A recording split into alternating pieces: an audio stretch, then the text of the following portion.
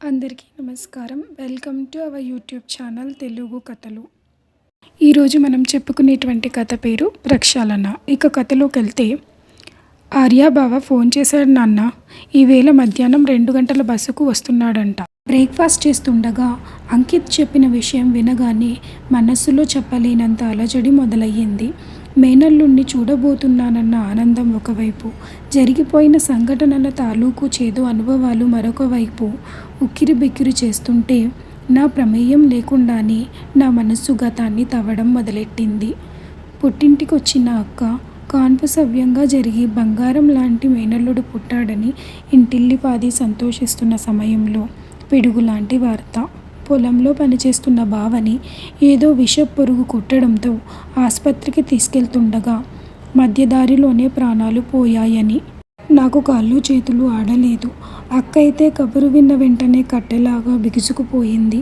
అమ్మ శోకాలు మొదలెట్టింది. విషయం తెలిసి చుట్టుపక్కన వాళ్ళంతా పుడుతూనే తండ్రి ప్రాణాల్ని మింగిన నష్టజాతకుడు అంటూ నా మేనల్లుణ్ణి అంటుంటే వినలేకపోయాను. పసివాణ్ణి హత్తుకొని, ఆపండి, పసిపిల్లాడి మీద నింద వేయడానికి మనసెలా వస్తుంది అంటూ వాళ్ళందరి నోర్లు మూయించింది నా భార్య సుజాత.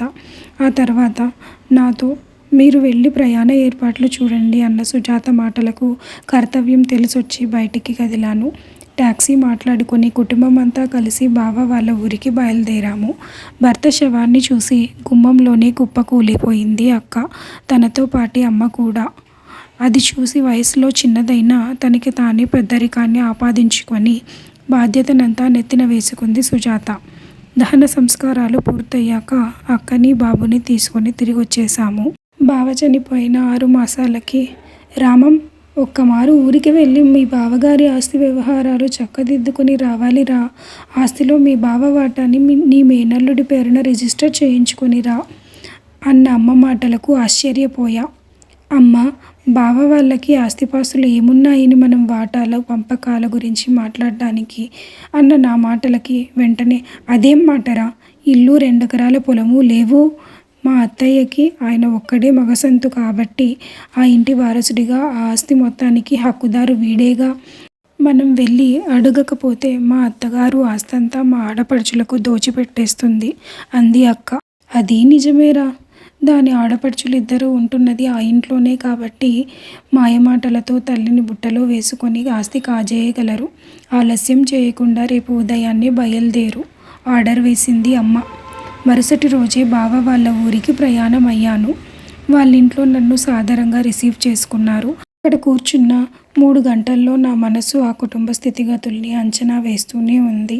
పెచ్చులూడుతున్న గోడలు, పై పెంకుల మధ్య నుండి తొంగి చూస్తున్న మబ్బు తునుకలు, వాటి గుండా కిందికి జారుతున్న వాన చినుకులు, ఇంకా ఆ అక్కా చెల్లెళ్ళ చిరుగుల బట్టలు, ఇవన్నీ చూస్తుంటే నా చిన్నతనంలో బాలమిత్ర కథలో చదువుకున్న కుచేలుని దైన్యస్థితి కళ్ళెదుట నిల్చున్నట్టు అనిపించింది. ఉన్న ఆ 2 ఎకరాల్లో పండుతున్న కొద్దిపాటి పంట ఆ ఇంటి జరుగుబాటుకి ఇంకా మంచాన ఉన్న బావ తల్లి వైద్యానికే అరకొరగా సరిపోతుందేమో. భోజనాల అనంతరం ఆ పెద్దావిడ కట్నం డబ్బులు పూర్తిగా ఇవ్వలేదని పెళ్ళైన ఏడాదిలోపే పెద్దల్లుడు నా కూతురిని పుట్టింటికి పంపించేస్తే 2 మాసాల్లో డబ్బులు సమకూర్చి అక్కని కాపురానికి పంపుతానమ్మా, నువ్వు నిశ్చింతగా ఉండు అంటూ నాకు ధైర్యం చెప్పిన మీ బావ తొందరపడి వెళ్ళిపోయాడు. 25 ఏళ్ళు నిండిన చిన్నదాన్నేమో కట్నం ఇవ్వలేమన్న కారణంతో పెళ్లి చేసుకునేందుకు ఎవరూ ముందుకు రావడం లేదు. నేను బతికుండగా దీన్ని పెళ్లి చూస్తానో లేనో అంటూ కన్నీళ్లు పెట్టుకుంది మా బావ తల్లి. ఆ మాటలకు, అధైర్యపడకండి, మీరనుకున్నవన్నీ తప్పకుండా జరుగుతాయి అంటూ ఓదార్చాను. బావ బాధ్యతలను పంచుకొని మాకు వాళ్ళ ఆస్తిలో హక్కుల గురించి మాట్లాడే అర్హత లేదనిపించడంతో ఆ విషయం ఎత్తకుండానే సాయంత్రానికల్లా ఇంటికి తిరిగొచ్చేశాను. ఒట్టి చేతులతో నేనలా వెనక్కొచ్చేయడం అమ్మకి అక్కకి బొత్తిగా నచ్చలేదు. సుజాత మాత్రం, మంచి పని చేశారు, ఏ దిక్కు లేని ఆ కుటుంబాన్ని బాధ పెట్టడం మనకి శ్రేయస్కరం కాదు అంది. 2 ఏళ్ల తర్వాత మాకు బాబు పుట్టాడు. అంతదాకా బాబు అని పిలుస్తున్న నా మేనల్లుడికి ఆర్య అని, నా కొడుక్కి అంకిత్ అని నామకరణం చేసి ఇద్దరినీ రెండు కళ్ళలా చూసుకోసాగాము. వాళ్ళిద్దరూ బావమరుదులే అయినప్పటికీ రామలక్ష్మణుల్లా ఉండేవారు. పిల్లలు పెరుగుతున్న కొద్దీ నా ఒక్కడి జీతంతో ఇల్లు గడవడం కష్టమవుతుండడంతో కుట్టు పనులు చేస్తూ చిన్న క్లాసు పిల్లలకు ట్యూషన్లు చెప్తూ చేదోడు వాదోడుగా నిలిచింది సుజాత. ఆర్య 10వ తరగతి ఫస్ట్ క్లాస్లో పాస్ అయ్యాడు. ఇంటర్లో కామర్స్ తీసుకుంటానన్న రోజున అక్కయ్య లెక్కల సబ్జెక్టు తీసుకొని ఇంజనీరింగ్ చేస్తే లక్షల్లో సంపాదన ఉంటుంది, జీవితంలో త్వరగా పైమెట్లు ఎక్కొచ్చు అంటూ వాడిపై ఒత్తిడి పెట్టింది. పిల్లలకి ఆసక్తి లేని చదువులని వాళ్లపై రుద్దడం మంచిది కాదక్కయ్య. వాడికి ఇష్టమైన కామర్సే చదివి ఆ పైన బ్యాంకు పరీక్షలు రాసి పెద్ద ఉద్యోగంలోనే స్థిరపడతాడులే అంటూ నచ్చజెప్పి వాడిని కామర్సు గ్రూప్లో చేర్పించాను. ఆ తర్వాత 2 ఏళ్లకి అంకిత్ 10వ తరగతి పూర్తయింది. నాకు విజయవాడ దగ్గర ఓ చిన్న పల్లెటూరులోకి బదిలీ అయ్యింది.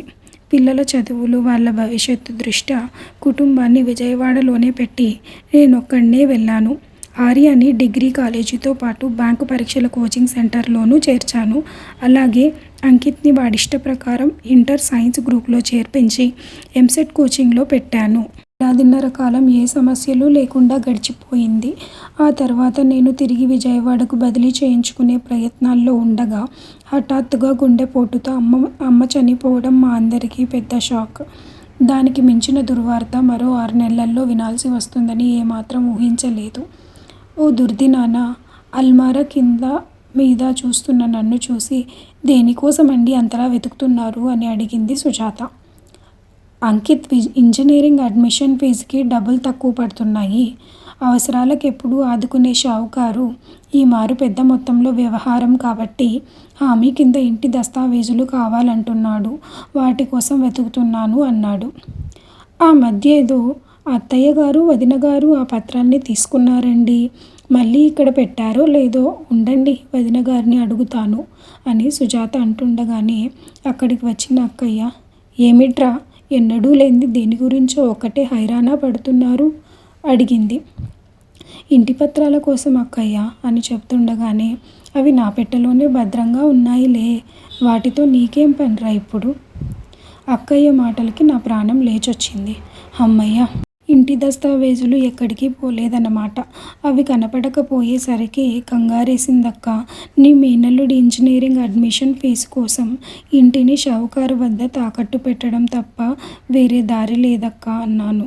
నా మాటలకి అక్కయ్య కళ్ళల్లో తారసలాడిన కలవరపాటు నన్ను ఆశ్చర్యానికి గురిచేసింది. ఆ పైన కొద్దిసేపు అక్కయ్య ఏమీ మాట్లాడకపోవడంతో నాలో ఆందోళన పెరిగింది. ఆ తర్వాత మెల్లగా, అది కాదురా తమ్ముడు, అమ్మ చనిపోయే ముందు ఈ ఇంటిని నీ మేనల్లుడి పేరిట రాసింది. తండ్రి లేని పిల్లాడికి ఏ క్షణాన ఏ అవసరం వస్తుందో నన్న జాగ్రత్తతో అమ్మ అలా చేసిందిరా అన్న అక్కయ్య మాటలకి నేను సుజాత దిగ్భ్రాంతి చెందాము. అమ్మ అలా చేసిందా? ముందుగా నాతో ఒక్క మాటైనా చెప్పకుండా? నా మాట పూర్తి కాకుండానే ఏమోరా అవన్నీ నాకు తెలీదు అనేసి అక్కయ్య వడివడిగా తన గదిలోకి వెళ్ళిపోతుంటే నేను సుజాత అలా నిల్చుండిపోయాము. ఇద్దరి మనసుల్లోనూ అగ్నిపర్వతాలు బద్దలవ్వసాగాయి. నా మేనల్లుణ్ణి నా కొడుకుతో సమానంగానే కదా చూశాను. వాడికి తండ్రి లేని లోటు రానిచ్చానా? నేను గాని సుజాత గాని ఎన్నడూ అక్కని ఆర్యని పరాయి వాళ్ళుగా చూసామా? నా జీవితం అంతా ఈ కుటుంబం కోసం, పిల్లల చదువుల కోసమే కదా వెచ్చించాను. అమ్మకి ఇవన్నీ తెలీదా? పోనీ అమ్మకు ఆలోచన లేకపోయిందనుకున్నా అక్కయినా అమ్మని వారించి ఉండాల్సింది కదా. సర్లే, జరిగిందేదో జరిగిందనుకొని సర్ది చెప్పుకుందాం అనుకున్నా. కనీసం ఇప్పుడైనా ఇంటి పత్రాలను తెచ్చిచ్చి ఇల్లు ఎవరి పేరున ఉంటే ఏమిట్రా, వెళ్ళి కుదవ పెట్టి డబ్బులు తీసుకురా అనాలి కదా అక్కయ్య. మరిదేమిటి అలా వెళ్ళిపోయింది. మనసంతా భారంగా నిస్సత్తువుగా మంచంపై కూర్చుండిపోయాను. నాకే ఇంత బాధగా ఉంటే మెట్టినింట్లో అందరూ నా వాళ్ళే అనుకుంటూ నిస్వార్థంగా అందరితో కలిసిపోయిన సుజాతకు ఇంకెంత బాధగా ఉందో. ఆ ఆలోచనతో గబాల్న తలెత్తగా కళ్ళనీళ్లతో కనిపించిన సుజాతని చూసి చెలించిపోయాను. లేచి తన భుజం చుట్టూ చేతులు వేసి మంచంపై కూర్చోపెట్టాను. బెంగ పెట్టుకోవద్దు సుజా, నా పిఎఫ్లో కొంత డబ్బు ఉంది.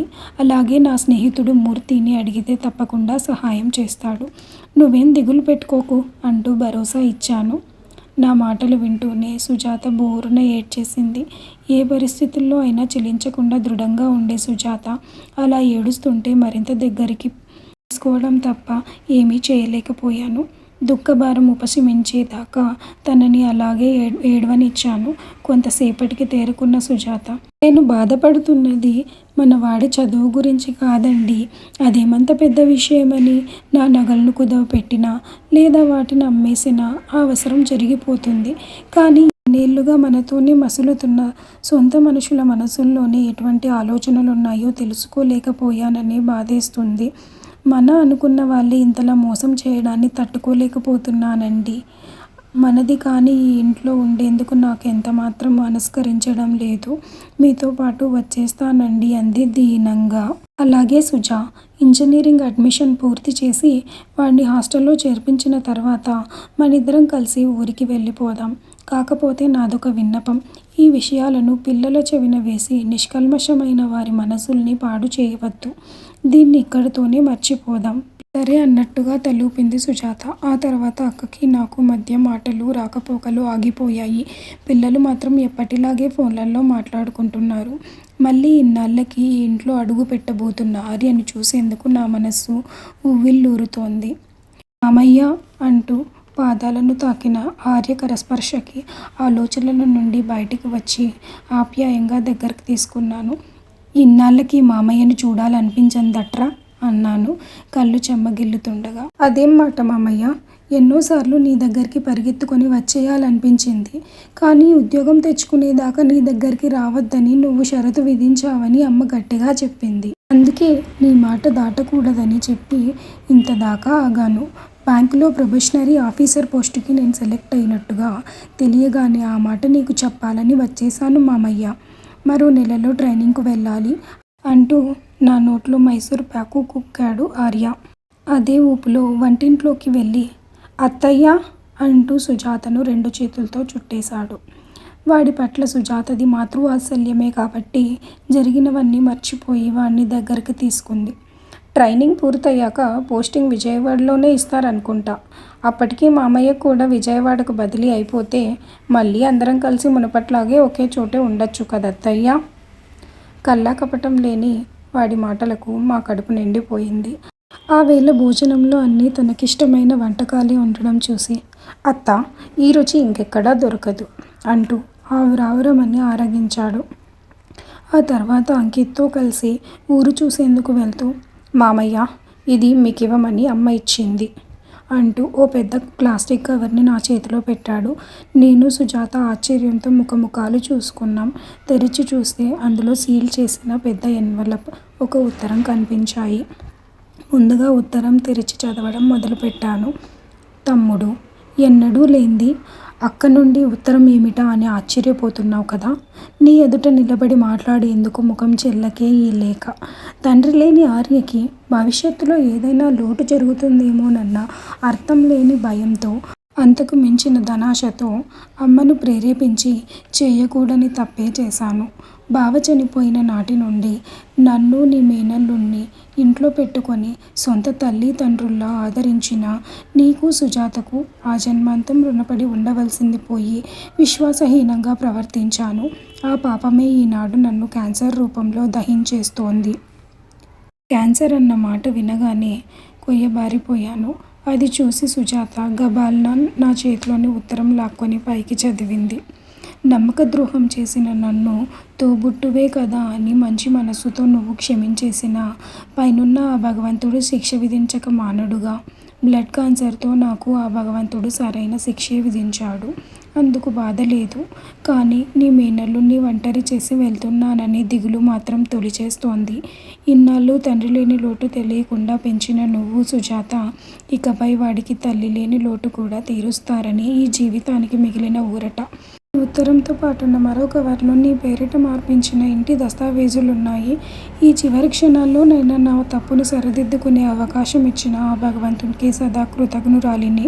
చిన్న కోరిక తమ్ముడు, నా చివరి రోజుల్ని మీ సమక్షంలో సంతోషంగా గడపాలనుందిరా. నా తప్పుల్ని మన్నించి నన్ను ఆదరిస్తారన్న కొండంత నమ్మకంతో నీ మేనల్లుడి వెనకాలే మరో బస్సు పట్టుకొని బయలుదేరుతున్నాను. కానీ మీకు నా మొహాన్ని చూపించే ధైర్యం చాలక మన కులదైవమైన వేణుగోపాలస్వామి కోవెలకు వెళ్తున్నాను. మిమ్మల్ని చూడాలని, మీ నీడన చేరాలని మనసు ఆరాటపడుతోంది. నాకు క్షమాభిక్ష ప్రసాదిస్తారు కదూ. ఇట్లు మీ అక్కయ్య. ఉత్తరంలో చివరి అక్షరాలు వింటూనే ఒక్క ఉదుటున వేణుగోపాలస్వామి ఆలయం వైపు వెళ్ళాను. నాతో పాటే సుజాత కూడా. అక్కడ మా కోసం ఎదురు చూస్తున్న ధ్వజస్తంభం వద్ద నిలబడిన అక్కను చూసి పోల్చుకోలేకపోయాను. చిక్కి శల్యం అయ్యింది. మాకు కన్నీళ్ళాగలేదు. మమ్మల్ని చూసి బోరుమని ఏడుస్తున్న అక్కయ్యను దగ్గరకు తీసుకున్నాం. మహాపరాధం చేశాను. ఫలితంగా ఇలా అర్ధాంతరంగా వెళ్ళిపోతున్నాను అంటున్నా అక్కయ్య నోటికి తన చేతిని అడ్డుపెట్టింది సుజాత. మీకేం కాదు. సైన్స్ చాలా అభివృద్ధి చెందింది. అన్ని జబ్బులు నయం చేయలేకపోయినా తీవ్రతను తగ్గించి ఆయుర్దాయాన్ని పొడిగించే మందులైతే కనిపెడుతూనే ఉన్నారు. ధైర్యంగా ఉండండి. పదండి, ఇంటికి వెళ్దాం అంది సుజాత. అవునక్కయ్య, నీకేం కాదు అని నేను అంటుండగానే అక్కయ్య సెల్లు మోగింది. ఫోన్ తీసిన అక్కయ్య నిలబడే ఓపిక లేక అక్కడే మెట్లపై కూర్చుంది. ఫోన్ తెరపై డాక్టర్ సునీల్ అన్న పేరు కనపడగానే ఆత్రంగా ఆ ఫోన్ అందుకొని, డాక్టర్ గారు, మా అక్కయ్య ఆరోగ్యం ఎలా ఉంది? వివరంగా చెప్పండి ప్లీజ్. నాకు చాలా కంగారుగా ఉంది అన్నాను. మీ అక్కయ్య టెస్ట్ రిపోర్ట్లన్నీ నిన్ననే మరో స్పెషలిస్ట్కి చూపించాం. ఆయన మీ అక్కయ్యకు వచ్చింది బ్లడ్ క్యాన్సర్ కాదని, కేవలం బ్లడ్ డిజార్డర్ అని మాత్రమే ఖచ్చితంగా చెప్తున్నారు. అయినా చివరి తీర్పు కోసం ఒకసారి మీ అక్కయ్యని ముంబై క్యాన్సర్ ఇన్స్టిట్యూట్కి తీసుకువెళ్ళి మరోమారు బోన్ మ్యారో టెస్ట్ చేయిస్తే మంచిది అని చెప్పాడు డాక్టర్. ఆ మాట వినగానే మా చెవుల్లో పాలు పోశారు డాక్టర్ గారు. రేపే ముంబైకి తీసుకువెళ్ళి పరీక్షలు చేయిస్తాను. థ్యాంక్ యూ అని ఫోన్ పెట్టేసి, చూసావా అక్కయ్య, నీకే జబ్బు లేదు, అనవసరంగా భయపడిపోయి మమ్మల్ని భయపెట్టావు అన్నాను హాయిగా నవ్వేస్తూ. పశ్చాత్తాపాన్ని మించిన ప్రాయశ్చిత్తం లేదంటారు. బహుశా ఇదంతా నా మనస్సుని ప్రక్షాళన చేసి నన్ను మీ వద్ద చేర్చేందుకు ఆ జగన్నాటక సూత్రధారి ఆడించిన నాటకమేమో అంటూ 2 చేతులు ఎత్తి భగవంతునికి మోకరిల్లింది అక్కయ్య. ఆమె మాటలకి బలం చేకూర్చున్నట్లుగా అప్పుడే గుళ్ళో గంట మోగింది. శుభం. సాక్షాత్తు ఆ వేణుగోపాలస్వామియే అభయం ఇచ్చాడు. ఇంకేం భయం లేదు అన్న సుజాత మాటలకి అందరి మనసుల్లోని ఆందోళన మటుమాయమవ్వగా ఆనందంగా ఇంటికి బయలుదేరాం. ఇంతటితో ఈ కథ సమాప్తం. మళ్ళీ ఇంకొక కథతో కలుసుకుందాం.